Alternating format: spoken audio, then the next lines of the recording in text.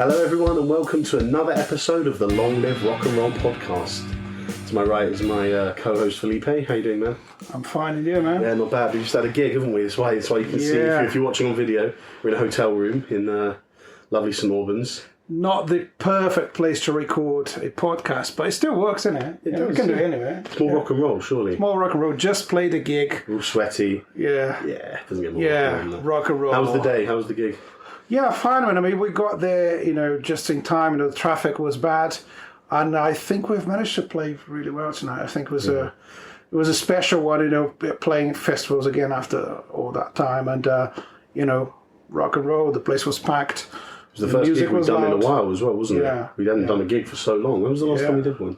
1978, I guess. Something like that. Perfect. Not that. Excellent. Well, this week's episode, we are talking about a band that I know Felipe has a very big attachment to and who I dig a lot as well, and that is the mighty Creedence Clearwater Revival. Talk to us a bit about Creedence, Felipe. Well, man, Creedence was one of the first rock and roll bands I ever listened to. I remember my dad giving me a best of Creedence album with 22 songs. I still remember to this day. I don't even think it was an official release or something. There's something. Bootleg. Yeah, some sort of bootleg. And I think track 16 or 17 was Molina. Oh, yeah. And I love that song. It was the first song. I said, you need to listen to that one. We're going to start from that one. And it's funny, it's not even one of the most famous songs, but when I heard that, the groove and so much energy. Yeah. I loved it. Yeah, so Creedence. And, going forward a few years, I've played with a tribute band, a Creedence Clearwater tribute band, the official tribute band in Brazil. So they actually authorized by the original band to use the name and everything. So it's like pretty big deal. I loved it. So I got to learn a lot about Creedence, about the songs and the stories behind the songs. So I love them. I think they are one of the most important bands in history, for sure. The thing with them and Creedence is that they're very influential on rock and roll bands going forward, like in the 70s and 80s, but from such a different vibe and a different way that, for example, the Beatles would have been. They had that country, didn't they? They had that Americana kind of feel. I wouldn't say Americana, actually. Definitely country. Definitely country. I think there's more... it's more evident that there is...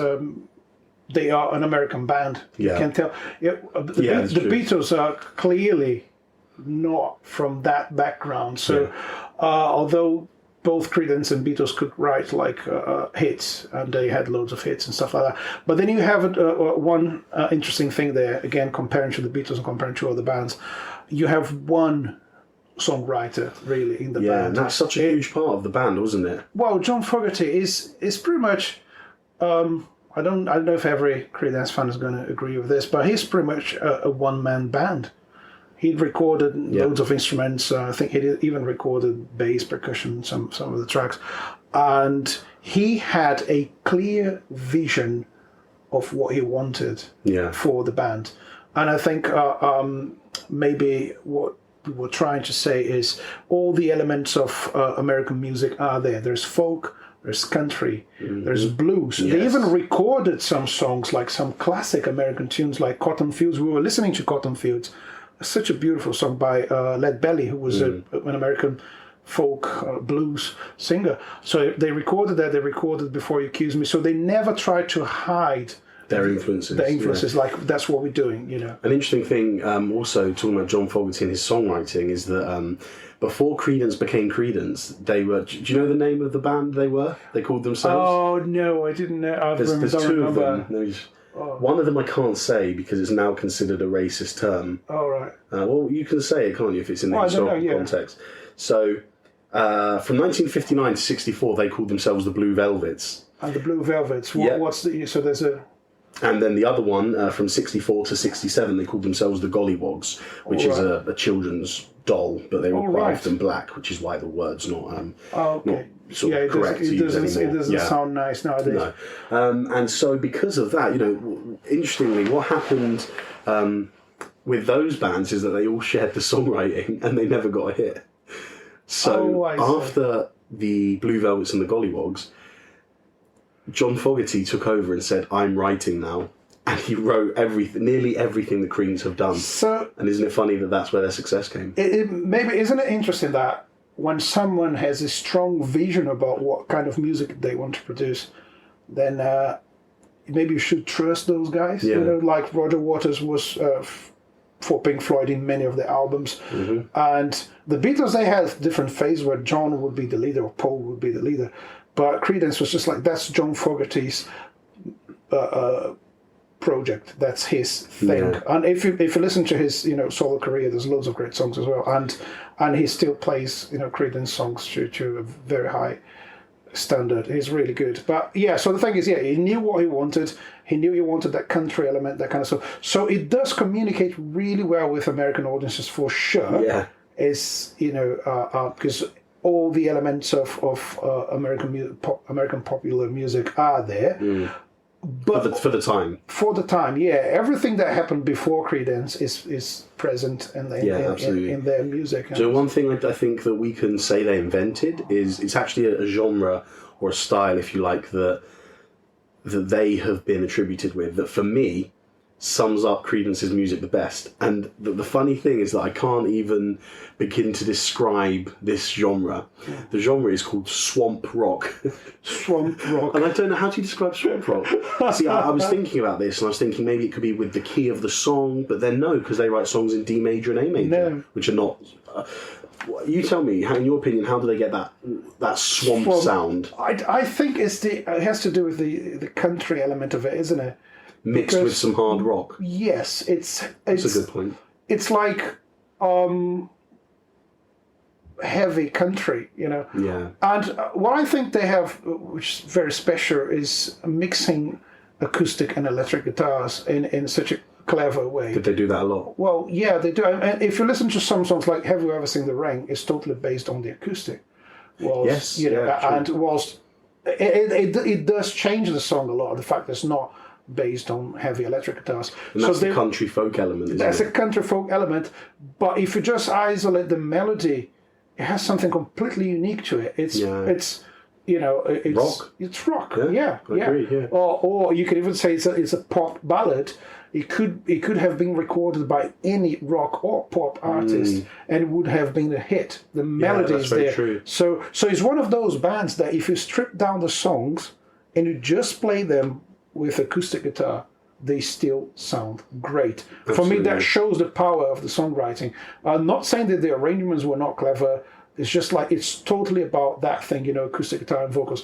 Also, John Fogerty was a great guitar player, but he didn't want to show off. Yeah. So you're not going to hear long solos apart from I Heard It Through the Grapevine. Yeah. But yeah, again, another song they re-recorded, another cover, let's put it like that, they've done, which is like them trying to relate to Motown. So again, every American style is present in that thing, isn't it? Yeah, I agree. Another interesting thing is that, so we said that swamp rock was probably the genre, the name that we called it, but I like it. You can also consider them, rockabilly. R&B, country. We've said this all before. There's loads of up-tempo songs in it. So every music genre there is designed to make people dance is somehow present there as well. Yeah. So they are very entertaining. Let's put it like that. That's good. So Creedence, so themselves, they formed in 1967, like I said, after the Blue Velvets and the other band name. And that was when that they just became John Fogerty's band, basically. And an interesting thing, and something that, the band is very tight, isn't it? Yeah. The rhythm section. I mean, all of them, they're just great musicians. When you think that they've had 10 years experience between starting out and becoming Creedence, naturally the tightness of the band is going to be there. It's going to be more present and more predominant, so when they go in and do the studio and do some albums, it's just easy to record because everyone knows their parts and they can just play it live and nail it, probably. Exactly. And do you think about I think they only lasted as Creedence from 67 to 72, is it that? It's like... Yeah, I think so. So check this out. These are the albums they've done, and this is how quickly they did them. Creedence Clearwater Revival came out in May 1968. Right. Bayou County, Country, January 1969. Green River, August 1969.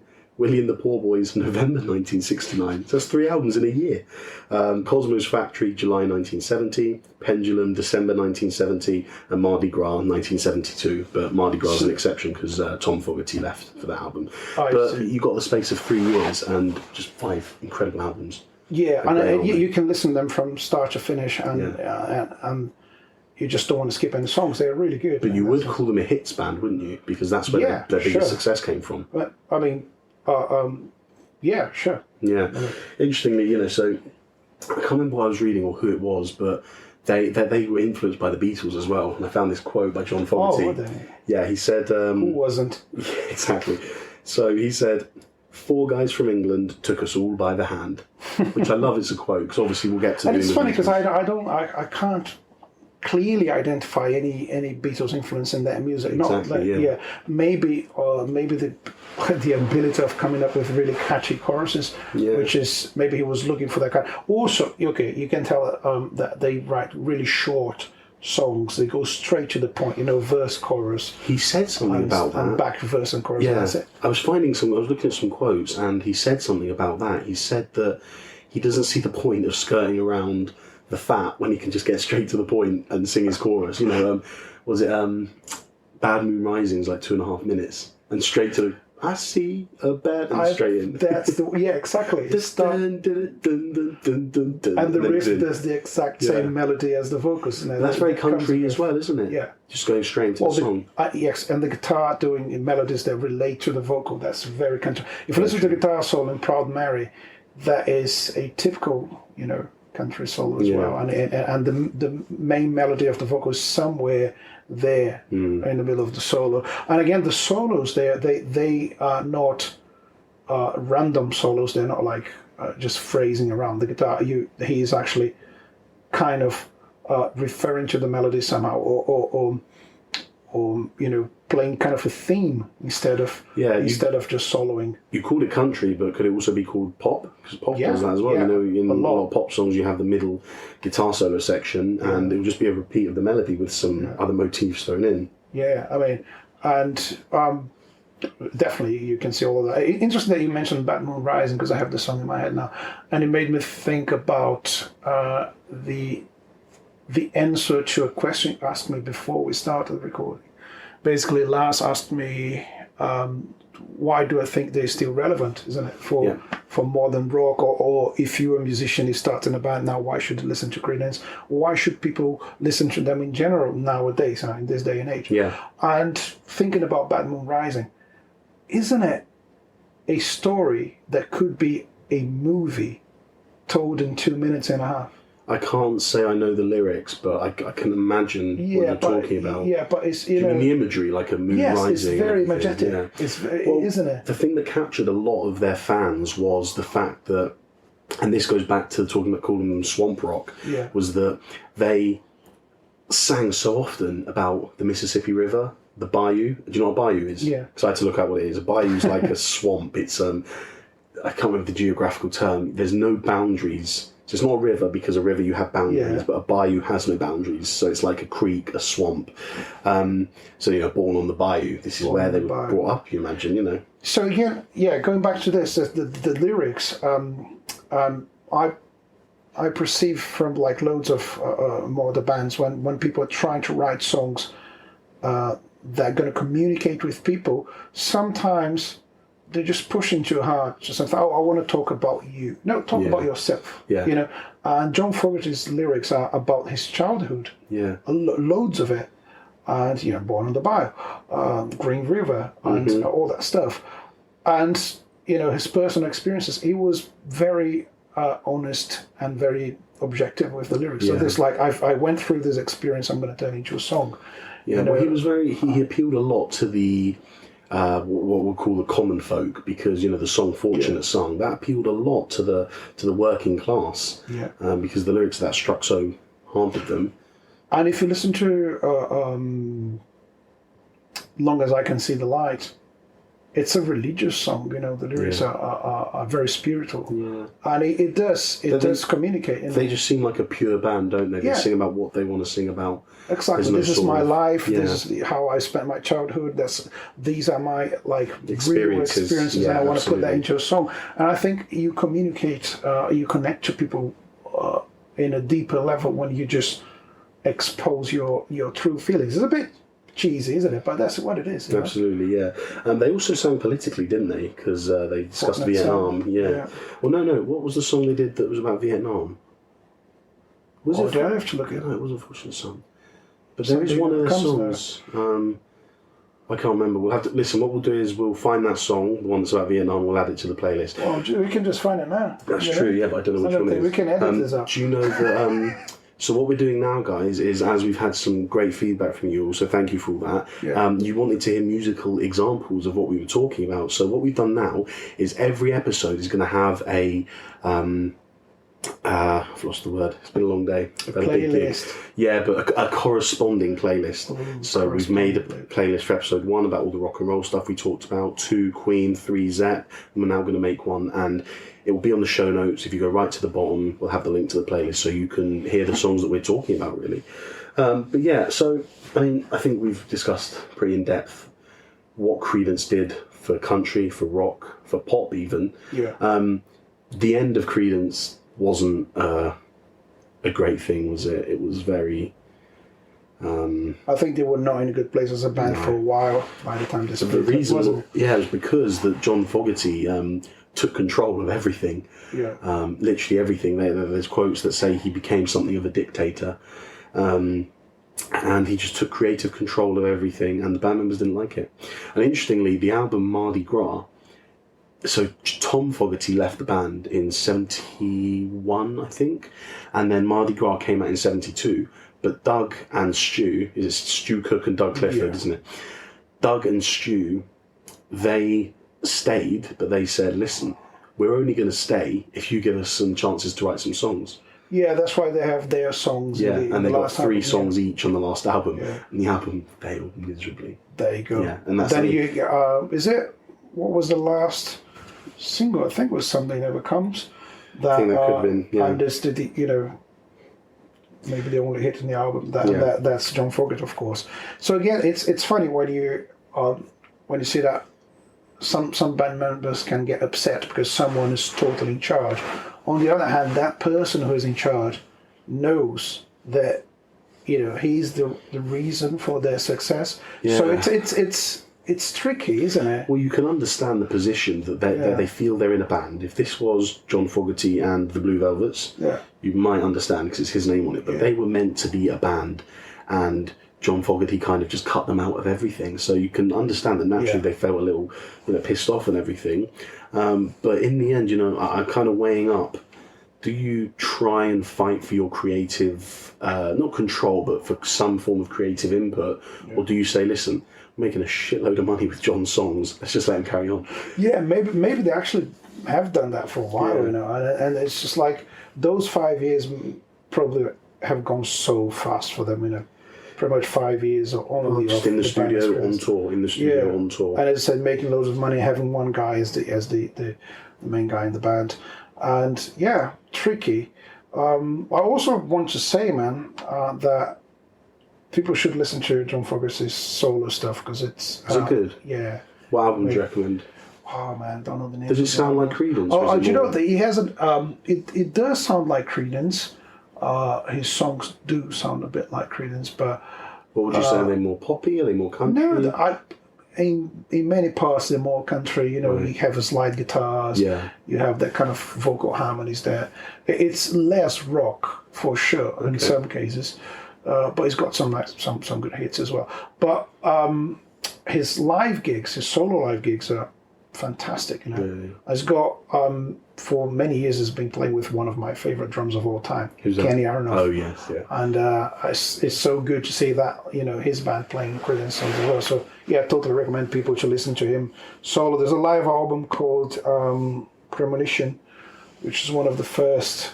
It was the first time I saw John Fogerty on screen. I had a DVD, and fantastic, brilliant. I want to talk to you about this. So when I was doing my research, I found a term that was attributed to Creedence, and it's a kind of genre, and the genre is called blue-eyed soul. And the definition of this genre is blue-eyed soul, rhythm and blues, and so rhythm and blues and soul music performed by white artists. Interesting. Do you think that applies to them? Well, it does. If you think about what we're talking about, them recording Lead Belly's Cotton Fields, so that's them taking like all the way from the roots of Black American music and turning just something of their own. Grapevine as well, Marvin Gaye. Yes, exactly. So they did make that connection between American folk and blues. I like the term though, blue-eyed soul. I love that, blue-eyed soul. Yeah, interesting. Never heard of that. So you're doing good research, man. Yeah, I think it's because personally I haven't ever met a lot of black people with blue eyes. I'm sure there's plenty out there, but I haven't met anyone. And I think that might be what it is. I think they're just saying that a lot of white people have blue eyes.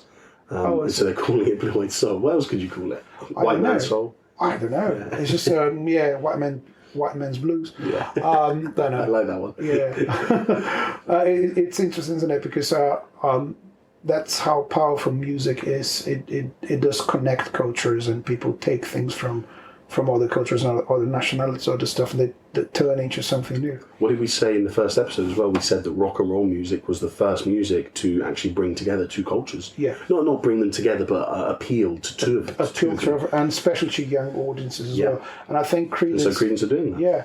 If I'm not wrong, one of John Fogerty's solo song is called Creedence Song. It's something about, there's nothing better than listening to a Creedence song and stuff like that. It does relate a lot to young people. Yeah, well, like we said, the end of Creedence wasn't a pleasant sight to behold because it went on for a long time. There was lots of lawsuits, big fallouts, big arguments. Check this out: they were inducted into the Rock and Roll Hall of Fame, and John Fogerty asked, I don't know who he asked, to ban Stu Cook and Doug Clifford from coming onto the stage. So he performed with Robbie Robertson from the band, among other people. So he performed with Robbie Robertson from the band, Bruce Springsteen, and he had Doug and Stu barred from the stage. Wow. It's horrible, isn't it?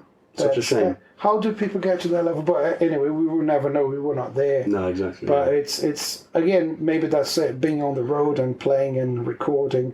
It's a lot of stress. Yeah, but on top of that, like we said, the creative control. And again, if John's working his magic and writing some really good tunes, why wouldn't you just get on with it? I've actually got a quote. Did you want to say something? No, I have a question for it, but yeah. Okay, I'll read this quote first. Now, it's a long one, so bear with us. But this really tells me what John was thinking towards the end of Creedence. Okay, so here it goes. I was alone when I made that music. Creedence's music. I was alone when I made the arrangements. I was alone when I added background vocals, guitars, and some other stuff. I was alone when I produced and mixed the albums. The other guys showed up only for rehearsals and the days we made the actual recordings. For me, Creedence was like sitting on a time bomb. We'd had decent successes with our cover of Susie Q and with the first album. When we went into the studio to cut Proud Mary, it was the first time we were in a real Hollywood studio. RCA's Los Angeles studio, and the problems started immediately. So even from the second album. Yeah. The other guys in the band insisted on writing songs for the new album. They had opinions on the arrangements they wanted to sing. They went as far as adding background vocals to Proud Mary, and it sounded awful. They used tambourines, and it sounded no better. That's when I understood I had a choice to make. At the point in time, we were just a one-hit wonder, and Susie Q hadn't really been that big of a hit. Either this, the new album, would be a success, something really big, or we might as well start working at the car wash again. There was a big row. We went to an Italian restaurant, and I remember that I very clearly told the others that I, for one, didn't want to go back to the car wash again. Now we had to make the best possible album, and it wasn't important who did what, as long as the result was the very best we could achieve. And of course, I was the one who should do it. I don't think the others really understood what I meant, but at least I could manage the situation the way I wanted. The result was 8 million selling double-sided singles in a row and 6 albums that all went platinum, and Melody Maker had us as the best band in the world. That was after the Beatles split, but still, and I was the one who had created all this. Despite that, I don't think they understood what I was talking about. They were obsessed with the idea of more control and more influence, so finally the bomb exploded and we never worked together again. Well, that sums it up, doesn't it? What we would say about The justification. why it was actually a one-man band. The fact that he recorded loads of stuff and he wouldn't allow people to do it because he had a clear vision of the thing. And the results speak for themselves in that sense. Like, would Proud Mary be such a hit with the added tambourine and back vocals that he mentioned? We don't know. No, could have been, but we don't know. It's tough, though, for a musician in a band should not be heard. Yeah.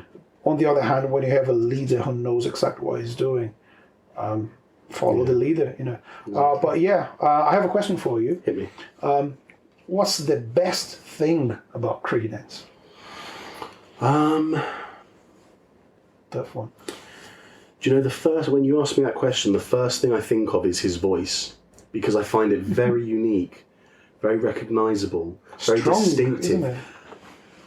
Yeah, it is strong, but his tone and his timbre is just... I don't think I've heard anyone sing it like him before, or after. Yeah, if you listen to his voice, you can immediately recognise that's John Fogerty. That's it. Yeah. And he was talking about guitars and lyrics. We didn't mention that. How powerful is his voice in that sense? What's your favourite thing about Creedence? I think it is... immediately makes me feel happy. Yeah. If I'm having a bad day, so I need to listen to my Creedence playlist. Down on the corner, you listen to that, and you can see again some guys like Bob Dylan and like John Fogerty, they're storytellers. Yeah. You know, when he's talking about Down on the Corner, you can see the musicians busking.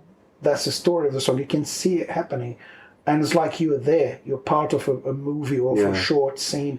And what makes you happy about it? Is it the lyrical content? Is it the music itself? I think it's the groove, and it's also up tempo. Even the ballads are not slow, not that much. I think Long As I Can See the Light is a slow song, but it takes you with the melody, and it's not depressing. Yeah. Everything they do for me it's uplifting somehow. Have you ever seen The Rain? It's talking about, it's the rain coming down, and it's not a negative thing. The way he puts it is like it's part of life, you know. Yeah, that's a really interesting take on it. Yeah, and I think it's all, as we said, it's all imagetic. You can visualize the things they say. But every time I see those things when I'm listening to the songs, the combination of the lyrics, the melody, and the groove, it makes me feel good. I completely understand what you're saying, which is interesting because a song like "Have You Ever Seen the Rain?"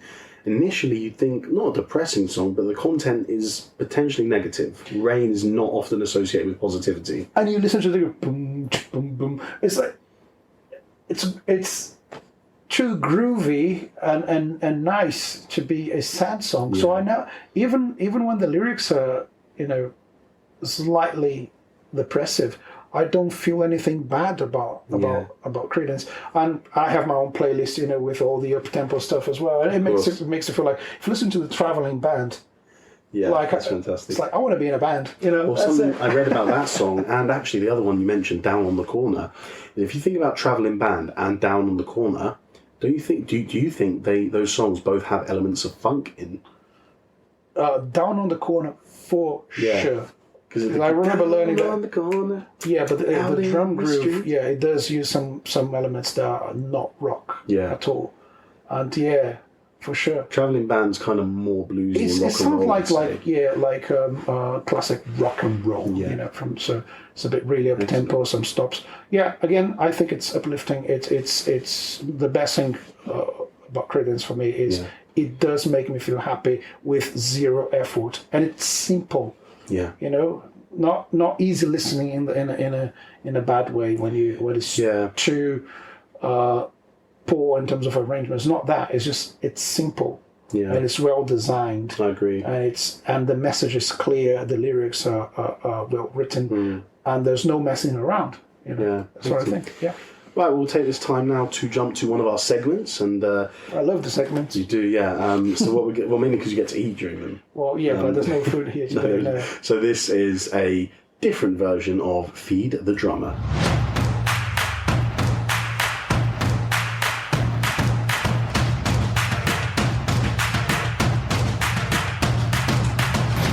So unfortunately, I So shall I tell them about my day? Yeah.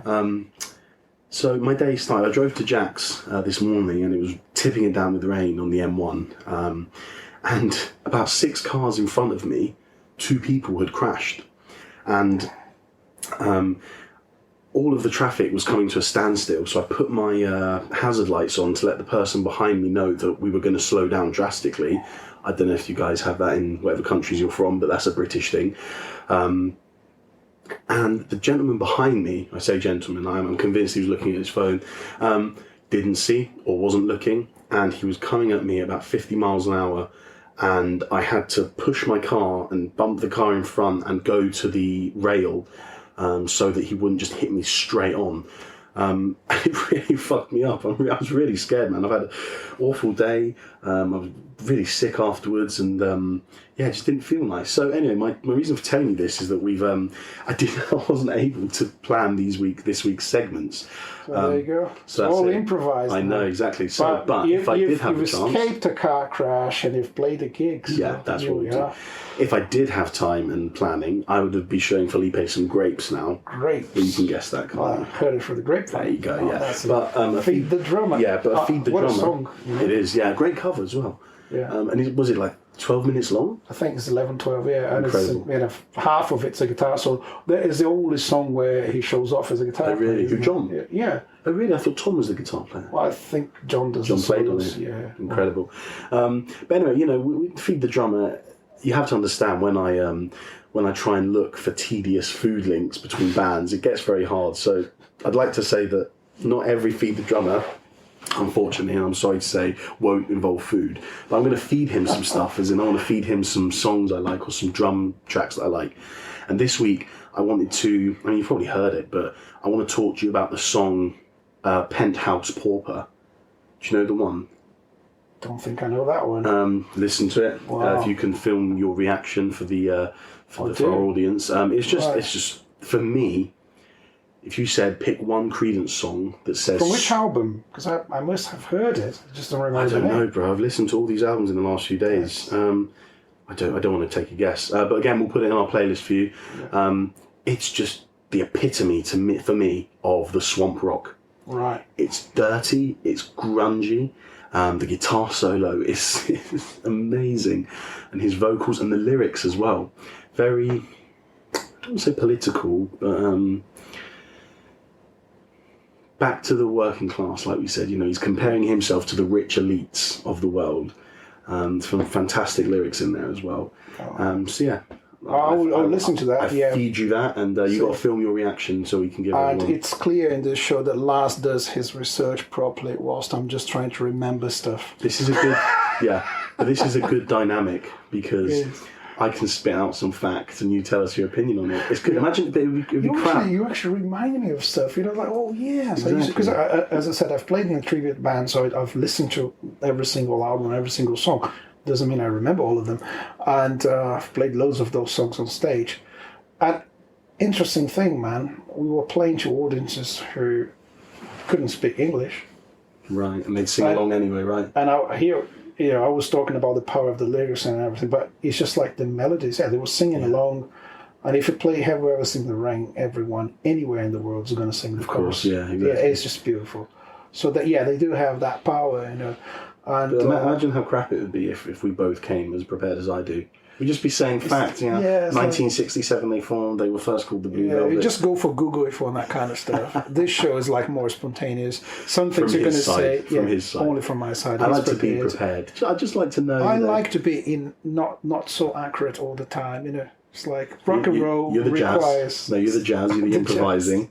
Well, I'm the classical. Exactly. The two opposite degrees of the music But spectrum. rock and roll should hurt, shouldn't it? It doesn't have to be perfect. Okay, talking about... We managed to get our weekly Spinal Tap reference in. Always Good rock and roll should hurt. Yeah, it should change your life, not necessarily for the better. So this show, we hope it changes your life, not necessarily for the better. But yeah, you talk about the groove. Just want to mention that Suzy Q, which was their first hit, has a massive, powerful groove, and it's the one thing repeating itself all the way to the end, which is a formula they they use it. They use so well. Yeah. It's a great song as well for a first single. Yeah. And it's just that one groove and the one guitar riff repeating. Yeah. And it gets more powerful as you listen to it. And it doesn't sound repetitive at the end. No, that's true. I think they build lots of layers on. So we're going to go into our next segment, which is as controversial as it can possibly be. Ladies and gentlemen, Laz Unleashed.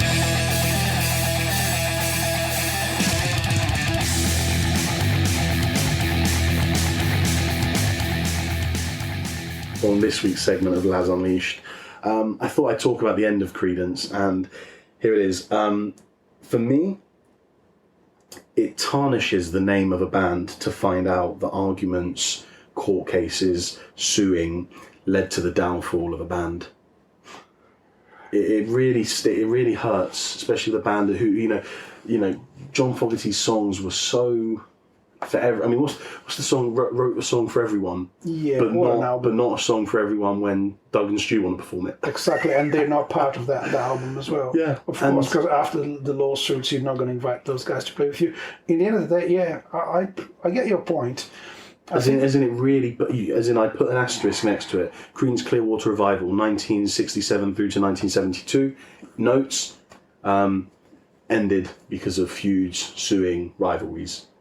It's something we didn't want to hear about any band, isn't it? And it's so sad, and it has happened to so many of them. Absolutely, yeah. So many bands, and I think about making music. It's really emotionally demanding, and mentally demanding as well. So I understand why people get to that point. But I agree with you. So that's not so controversial. It's one of the few times I'm going to agree with Laz. We'll keep score. We'll keep score of how many times Felipe agrees with me. How's the score so far? We're going to check it for next time. We'll do it. But usually I don't agree with you with the Laz Unleashed opinions. But maybe this means I need to find more controversial stuff. Yeah, you could be more controversial anyway. You have a reputation now. People are going to hate you anyway. I set the bar too high with the AC. I never say anything. You're never going to hear my controversial opinions in this show. I don't have many anyway. Yeah. But yeah, I agree with you. I mean, I think it would be nice if all the bands had a happily ever after story. But real life. But then is Creedence's legacy the fact that they only went for 5 years? And if they'd have gone on any more, maybe the content would have not gone so good. But actually, no, that's not true because you said John Fogerty's song now. But even though, that solo career is not a band. You don't know what would happen in terms of personal relationships there. How would that affect their ability to write together and to play together? So yeah, some bands, I think we're lucky that they didn't last for too long because they only had, I've heard from a friend of mine once, like the first 5 albums are usually the best. I might disagree, but some good bands, they do release a sequence of the first 4 or 5 albums. They're just perfect. Yeah, no, I agree. And if you can end after that, why not? I mean, no one wants to stop playing and gigging, but and making money from good records. So apart from all the sad story about the end of the band, it's a happy and beautiful story what they left behind in terms of music, isn't it? So to summarise for you, what did Creedence Clearwater Revival do for rock and roll? Oh, tough.